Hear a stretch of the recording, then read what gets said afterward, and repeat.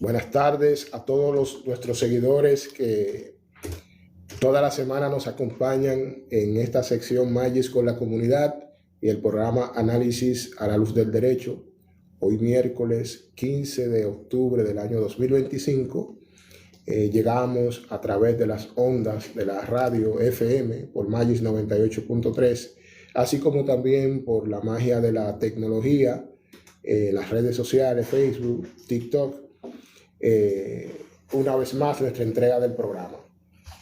En el día de hoy estaremos abordando un tema interesante que se vincula también con hechos sociales y que a diario la mayor parte de la ciudadanía tiene interacción con este tipo de temas, ya que hay familiares, conocidos que se encuentran en una situación de conflicto con la ley y escuchamos siempre el tema de la medida de coerción y esos familiares enfrentándose a lo que es una prisión preventiva.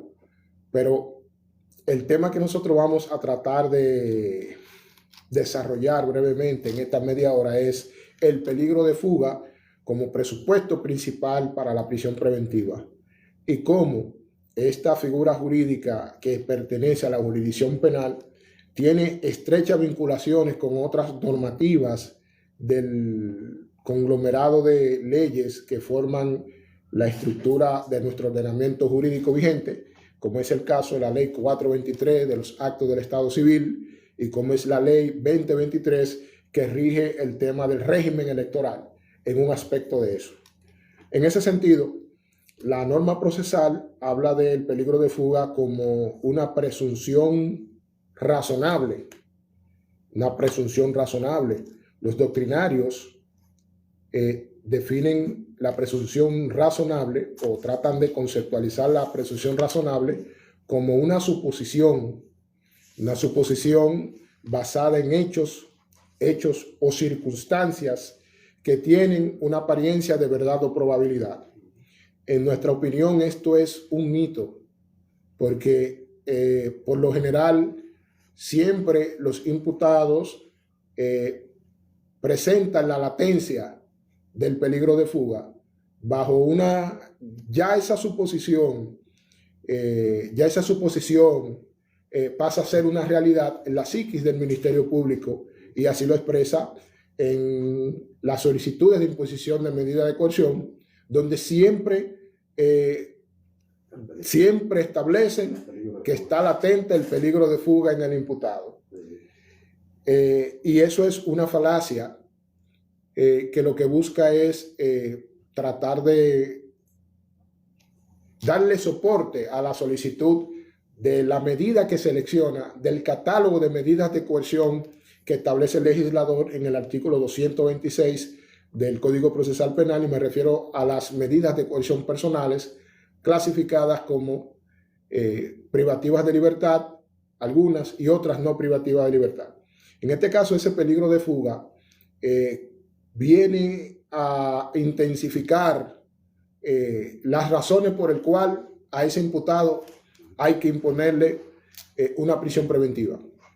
Vamos a ver. Peligro de fuga en sí consiste, hemos desarrollado a nivel de contextualización lo que es la presunción razonable, una suposición de que podía pasar algo o que no podía pasar algo. El peligro de fuga, la doctrina la define como una posibilidad real y objetivamente verificable de que el imputado se sustraiga a los actos del proceso. Ese es el peligro de fuga, una posibilidad real de que objetivamente se verifique que el imputado no se presenta a los actos del proceso. Y en ese momento nosotros que litigamos en los tribunales de la jurisdicción penal, nos hacemos un cuestionamiento. ¿Y cómo el Ministerio Público sabe a certeza de que ese señor se va a esconder y no se va a presentar a los actos del proceso? ¿Cómo ellos lo saben? ¿Cómo ellos lo determinan? Si se habla de una presunción razonable, y más cuando el imputado ha tenido un trayecto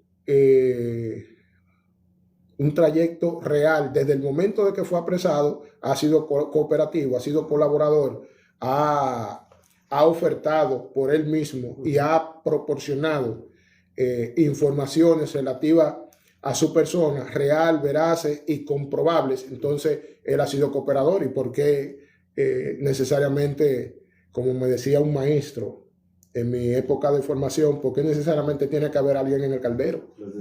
¿Por qué hay que estar cocinando a alguien obligatoriamente? Bien, en ese sentido, ya teniendo esa parte contextualizada de lo que es la presunción razonable como una suposición y el peligro de fuga como un hecho cierto que toma el Ministerio Público siempre, vamos entonces a pasar a manejar lo que es el peligro de fuga conforme a la norma, o sea, a la luz del derecho. ¿Qué tal? Carlos, saludos.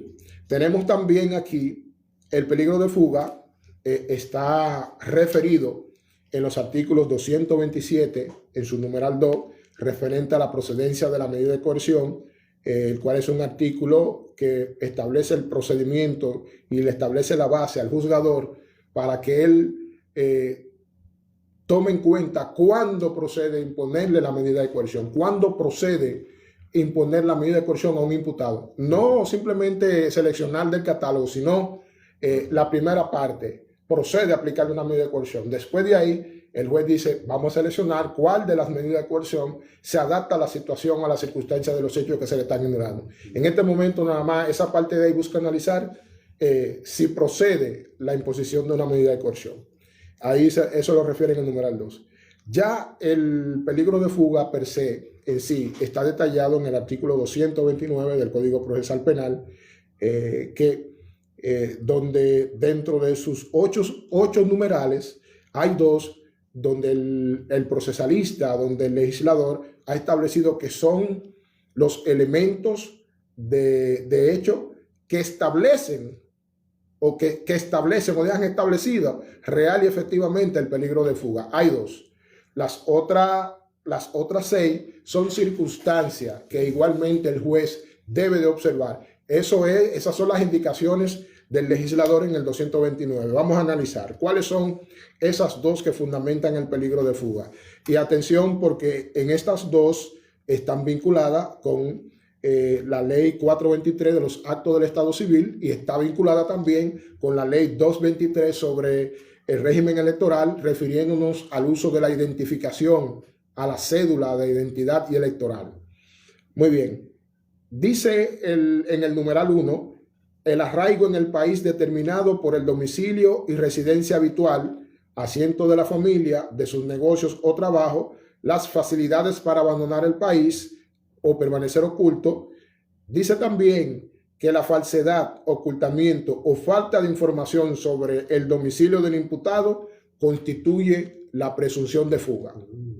¿Qué estamos estableciendo aquí? Este es uno de los artículos que se refiere específicamente a mediante cuáles conductas o cuáles circunstancias queda establecido el peligro de fuga. Directamente se refiere a eso y es el arraigo en el país.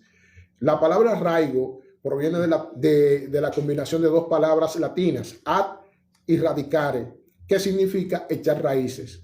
¿En qué sentido entonces se puede apegar esto al sentido jurídico? Bueno, arraigo en el país es todos estos elementos, hechos sociales, factores que han de establecer al tribunal de que usted tiene raíz en el país, que usted está enraizado en el país, que usted está localizado en el país y que usted está vinculado socialmente aquí en el país, familiarmente, sentimentalmente en el país. Me refiero, con esto no me refiero a los extranjeros, para los extranjeros hay otra cosa, sino que elementos que le pueden demostrar al tribunal de que usted tiene vínculos sociales, familiares, laborales, que lo atan aquí al país y que esa atadura usted tiene una vinculación moral y social la cual debe de mantener.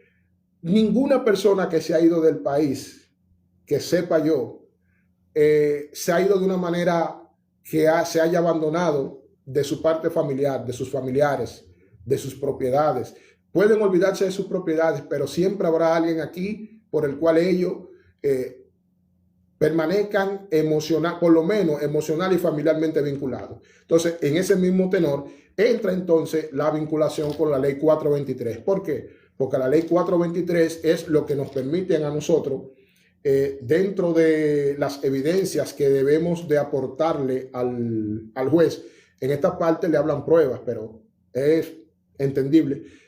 Es, por ejemplo, ¿Cómo tú puedes probar una vinculación familiar de hijos o de tu madre o con tu padre o con un hermano? Se realizan a través de actas del Estado civil, en este caso un acta de nacimiento, que es regulada también por la ley 423, y es por eso mi comentario de que se vincula esta parte con esta otra parte, haciendo un análisis comparado. Las actas de nacimiento es lo que nos permiten a nosotros probar los arraigos familiares, los hijos que tenemos, quién es nuestra madre, si somos hermanos o hermanos de una víctima o así por el estilo. Entonces, ¿qué correlación tiene esto con el peligro de fuga? Que si tú no logras probar un arraigo familiar, ya sea con tu padre, probar que ese señor que está aquí, que está dando testimonio, es tu padre, que se está presentando como un garante, es tu padre, pero ¿de qué manera? Mira mi apellido. No, no mira mi apellido, es con un acta de nacimiento y esto lo rige la ley 423. Si tú quieres probar un arraigo familiar, tu familia, como especifica aquí, asiento de la familia, la cual está clasificada y está conceptualizada en el artículo 58 de la ley 13603 o Código de Niño, Niña y Adolescente, que la determina, la clasifica en la unión de la pareja o un padre con un hijo, una madre con un hijo, las dos parejas sin hijos, y así sucesivamente. Los invito a ver ese artículo 58 de la ley 13603 sobre Código de Niño, Niña y Adolescente. El arraigo también determinado por el domicilio y residencia habitual. Hay personas, hay imputados que han sido apresados y ellos no saben establecer claramente cuál es la dirección donde ellos viven. No saben darla, no saben aportarla. Muchas veces en un intento de esquivar que las autoridades puedan llegar a su casa, el que nada debe, nada teme. Y aunque ya usted esté introducido en un proceso, yo como penalista especializado, le sugiero que ante una situación aporten sus datos correctos. En algún momento, el intentar esquivar esas informaciones, usted creyendo que se la está comiendo, usted mismo se está enterrando los dos pies en un solo zapato. ¿Por qué? Porque dice la norma que la falsedad, ocultamiento o falta de información sobre el domicilio de un imputado constituye la presunción de fuga. O sea, le está dando la razón al Ministerio Público que le diga al juez, mire, ese imputado ni la dirección exacta se la sabe, se la hemos pedido varias veces y no la ha dado, no tiene una dirección correcta ni exacta. Mas, sin embargo, existen otras estrategias que utilizamos nosotros los abogados, y es que de inmediatamente usted cayó preso de su dato correcto, reales, certero, no tenga miedo, que lo demás nosotros lo resolvemos dentro del tribunal. También otro de los artículos que manejan, otro de los numerales que se encuentra dentro del artículo 229 sobre el peligro de fuga es la imposibilidad de identificación cierta y precisa del imputado, como consecuencia de pretender ocultar su verdadera identidad a las autoridades. Este artículo está también vinculado con la ley 423 de los actos del Estado Civil, porque si tú no tienes un registro de nacimiento no vas a obtener tu cédula.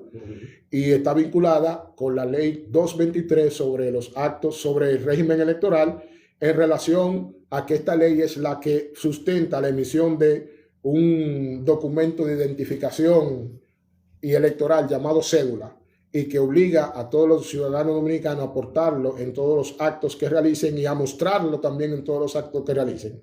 En ese sentido, tenemos también una cantidad de ciudadanos que deambulan en la calle, primero, sin portar su cédula de identidad. La ley los obliga, porque es explícita en eso, que debe de portar su cédula de identidad electoral cuando transiten en las calles, y deben de mostrarla al momento de ser requerida por alguna de las autoridades. En los casos del proceso penal vemos muchos dominicanos que tienen, muchos de los imputados procesados que tienen esta situación. Y dice la norma que la posesión de más de un documento de identidad constituye presunción del peligro de fuga, lo mismo que no poseerla en ese momento. Si usted no puede probar que la persona que usted dice que es, no es mediante un documento de identificación, lamentablemente usted está aportándole al Ministerio Público para que lo mande 3 meses para Najayo o La Victoria o para la cárcel preventiva que de acuerdo al lugar donde usted esté. Entonces, quiere decir que actitudes nuestras son las que realmente dan al traste que el juez tome la decisión de acoger los pedimientos del Ministerio Público y por falta de arraigos familiares, un domicilio claro y cierto, ocultar su identidad, ocultar su dirección, tiende a fundamentar o fomentar que le impongan la prisión preventiva como medida de coerción. Dentro del mismo artículo existen otros artículos que se refieren a que la gravedad del hecho que se le imputa, el daño ocasionado a la víctima, a la sociedad y la pena a imponer sea privativa de libertad, la importancia del daño que debe ser resarcido. Un tema muy interesante, la voluntad que adopta el imputado frente al proceso penal. Hay imputados que le van a conocer medida de coerción y ellos están con una chercha delante del juez, y una risa, y una alegría, y una contentura. Y todo eso lo que hace transmitir, aunque no sea así, transmite una idea errónea de lo que él es, o realmente está transmitiendo lo que ese imputado quiere que se le transmita. Delante de un juez, usted ante una imputación de violencia de género, o de violación a una niña, o algún acto de agresión sexual contra un NNA, o una herida grave, o ante un homicidio, la actitud suya sobre ese hecho que usted hizo es una conducta reprochable, o sea que hay que imponerle un tipo de sanción. Entonces, ¿cómo tiene usted una actitud alegórica frente a un hecho así? Donde si usted no tuvo la voluntad, no tuvo el deseo o no tuvo participación ahí, debe de tener otro tipo de actitud. Pero mire la norma como lo establece claramente, la actitud que voluntariamente adopta el imputado ante el hecho, ante el daño que ocasionó. Otro tema es el comportamiento del imputado durante el procedimiento o en otro procedimiento anterior, a la medida que indique que él quiera presentarse al proceso. ¿Qué está diciendo aquí esta parte de la norma? Que durante este proceso penal que acaba de iniciar y que se encuentran dentro de una etapa jurisdiccional llamada audiencia de medida de coerción, ¿cuál ha sido la actitud del imputado? Cuando se le requirió la justicia, el imputado lo que hizo fue esconderse, salir a correr, huir de la justicia. Entonces no le está dando garantía al tribunal de que él quiera, de que él tenga la intención de enfrentarse y aclarar su situación, por lo menos en esa parte de esa etapa del proceso, sino que se ha dado a huir. Entonces esto fundamenta el peligro de fuga. Son circunstancias, la norma no lo establece aquí directamente, pero son circunstancias que debe apreciar el juez. Así sí lo establece en el encabezado del artículo. Habla también de que la existencia de procesos pendientes o condenas graves, encontrarse bajo los efectos de una medida de coerción personal, fundamentan el peligro de fuga. ¿Qué digo aquí? Cuando un imputado se encuentra en el tribunal conociéndole una medida de coerción y sucede que de otro hecho diferente, ese imputado fue afectado por una medida de coerción, vamos a decir, estando en libertad, una garantía económica, una presentación periódica, el Ministerio Público solo lo único que tiene que buscar es esa resolución y adherirla dentro de su legajo de pruebas aportadas al tribunal, y ahí fundamenta el peligro de fuga. ¿Por qué? Porque dice aquí la norma que la existencia de procesos pendientes o encontrarse sujeto a una medida de coerción personal son una de las circunstancias que el juez va a apreciar para entonces imponer la prisión preventiva. Para los extranjeros, la norma establece aquí una situación y habla que la no residencia legal en el país, aún con residencia legal, la no existencia de elementos serios de arraigo es una circunstancia a apreciar para imponer la prisión preventiva, para fundamentar el peligro de fuga, que es uno de los insumos principales para imponer la prisión preventiva. Otra muy interesante es que haberse pronunciado una pena de prisión contra el imputado, aun cuando la misma se encuentre suspendida, es una circunstancia gravísima para que el juez considere la imposición de la prisión preventiva como una de las medidas de coerción restrictiva de libertad ideales para este caso. Creo que hemos llegado hasta aquí por cuestión de tiempo, no podemos desarrollar ni ampliar más detalles respecto al peligro de fuga. Les invitamos a que mañana se conecten con nosotros por el live de TikTok, donde estaremos ampliando estas informaciones mucho más por razones de tiempo, bajo el tema la medida de coerción, finalidades, particularidades, principios y marco legal que la rigen y otros temas, y la vamos a desarrollar sobre el ejemplo del caso de la medida de coerción que se le dictaron en el caso de La Barranquita a los 11 imputados. Vamos a analizar eso, vamos a analizar el tema sobre esos hechos donde vamos a diseminar todo eso y a que ustedes hagan preguntas y que ustedes intervengan también. Para cualquier otra cosa estamos en el número 829-812-9841 si requieren de la asistencia profesional nuestra. Estuvo con ustedes Miguel Ritt. Será hasta la próxima entrega.